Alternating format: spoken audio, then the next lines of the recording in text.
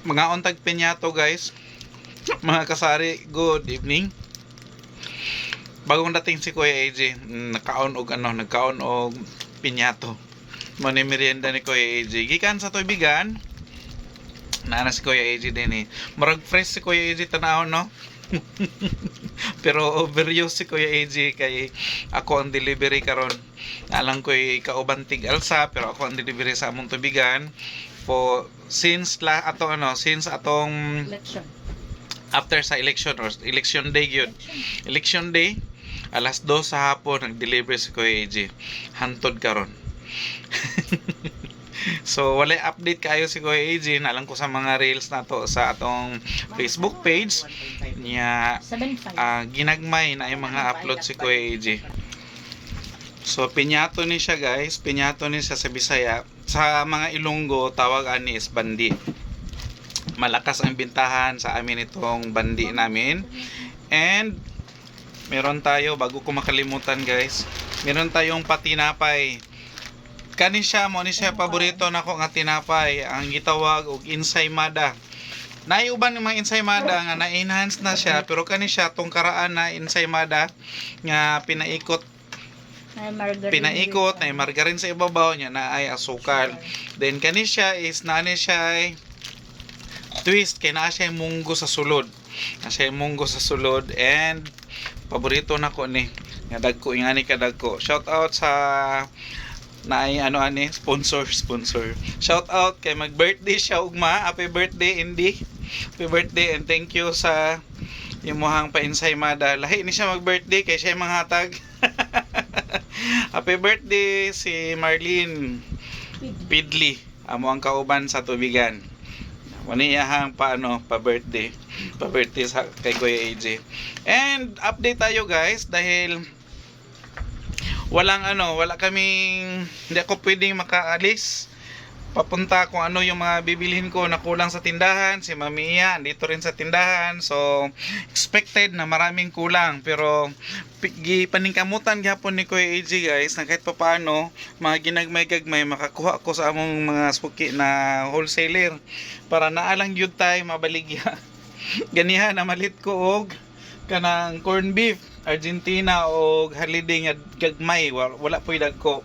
Although naami diri guys, naami NCCC sa dool na tindahan na pwede mapalitan, kaso lang daghan pod og kulang sa ilang mga dilata. Dili siya kulang.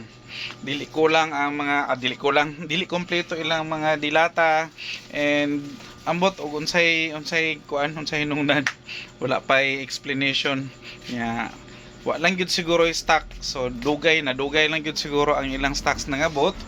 And nakakuha mi di ay guys, kani zero naman gyud ni dinhi, so nakakuha mi og gamayng bulad pa ato na magpadada last Sunday. Ya, wala pud mi naka-grocery last Sunday kay naalami ato sa padada. Short sa oras. So wala gyud mi naka-grocery. Ato ang mga sitsirya nga na siya. Yan na siya. Although nagyapon tay mga mahalin kay dili man gyud ingon si cereal ay paliton sa atong mga customers, makabenta pa rin tayo sa ibang mga paninda, pero sorry kati gilok akong ilong. And yun lang, maraming kulang, pero makaaginod gihapon kay namang gihapon tayo mga baligya nga mga tinapay atong mga kanang mga gina-deliver din sa tindahan naaman gihapon. So ito kani gisapon ni siya sa akong gipalit sa atong suki nga wholesaler kaning utap. So kung mapalit ko ani sa suki nato wholesaler, medyo mahal siya og 10 pesos compared sa kung dito ko mamalit sa bangkiruhan. Kay mapalit lang man nato ni sa bangkiruhan og 110. Dito sa suki nato wholesaler mapalit ni siya og 120. So diferensya siya og kanang 10 pesos. Pero okay na. At least nata nya sa uban ng mga paninda nga dili jud siya pwede palit sa ato ang mga wholesalers kay wala pod available, dili pod available sa ilaha. Pareha ni guys, tulad nitong Bisaya, tulad nito ating mga pamintang durog, pamintang powder. Nya garaon po niya to ang tig-deliver diri supplier na to kay kung asa na wala na tay kanang paninda hurot na usa pa pod siya dili mo agi. Pag daghan tag stocks magsige siya agi sa isa ka semana. Halos kada semana moagi siya. Pag wala na tay pag wala na tay stocks dili na pud siya moagi, sunlugan ba, sunlugan. Ingana ka sunlugan ang panahon, sunluganon. So kung unsa tong mga wala nimo, expect ka nga naa siya kay kanang gina-deliver lang man. So yun din yung time na hindi siya maglako. So wala tayong mabenta, wala tayong stocks kasi out of stock nga. So Yes po. yun ang pinaka problema. Kano ba? So hindi ako makagilap dito ng mga pamintang tag piso-piso. Meron sana diyan sa may NCC, pinuntahan ko sa labas na aming sa labas ng NCC, meron nagabenta diyan.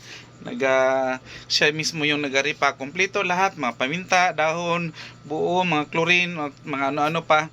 Pero hindi siya available. Karon na week wala gyud ako siya nakita din ha sa gawas nga maninda.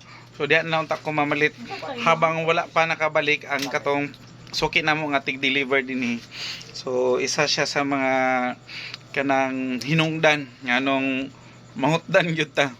Nya last time na nag-grocery pod mi katuon ta ato ang ginabaligya diri nga McCormick kani mga ingani wala po available sa kaning NCC. So ingani unta kay mas biya ni mas available. Actually mo ni among ginagamit katong ground pepper niya, black pepper, pero dili siya available. So isa pod siya sa naka-contribute og kanang mawala gid mi sa stocks ng mga ingana. So far kana lang man pod kay sa soft drinks, although nawala day guys ang distributor diri sa soft drinks kay ambot unsay hinungdan wala man pod na explain og tarong, basta kay niingon na lang to mo ang si Michael na suki namo na nagaanhi diri nga panel truck na wala na daw sila diri sa Katalunan. So isa po na siya na medyo nalisdan mi sa mga soft drinks namo, pero karon namin nakuhaan lagi mga paraan, may mga darating talaga na solusyon ng ating mga problema. So nakita ko sa kalsada naglalako yung isa naming suki noon na na na-assign na siya sa beer, na-assign din siya sa coke. Kita ko mayroon siyang isang dalang elf na coke, kaya sinabihan ko na dumaan dito, so nakadaan siya. So mayroon tayong stocks na mga soft drinks diyan. And bago ko pala siya nakita doon sa guys na naglalako, ang ginagawa ni Kuya AJ is everyday nagbibitbit ako ng tag-isa, dalawa, tatlong kahon ng soft drinks doon sa aming suking wholesaler para hindi lang talaga ako maubusan. So nagawan ng paraan at saka ngayon nahingi kami ng number doon sa kakilala namin na nagpunta na dito, so pwede namin siyang tawagan. Medyo diferensya din konti yung presyo pero okay na kaysa wala talaga tayong ibenta na soft drinks, dahil sa panahon na yon na super init, kailangan talaga meron tayong soft drinks at hindi tayong maubusan ng stocks ng soft drinks para meron tayong pambenta sa ating mga customers. So yun, at saka ano pa mga update ni Kuya AJ, yung tawag ko pala nito yung mga gulay. So mga gulay kasi mapuntahan lang ni Kuya AJ yung ating mga gulay. So kahit paano meron tayong gulay pakunti-kunti dahil pwede kong puntahan doon sa wholesaler na pinibilhan ko. Kahit hindi na siya sa bangkiruhan, at least meron tayong may ibentang mga gulay. So far, yan na lang muna yung update na ibibigay ni Kuya AJ. Next time, magbibigay tayo ng karagdagang update. Kahit papaano guys, makabenta at makakuha pa rin tayo ng mga stocks. Ha? Makakuha pa rin tayo ng stocks kahit papaano. And bye-bye muna for now!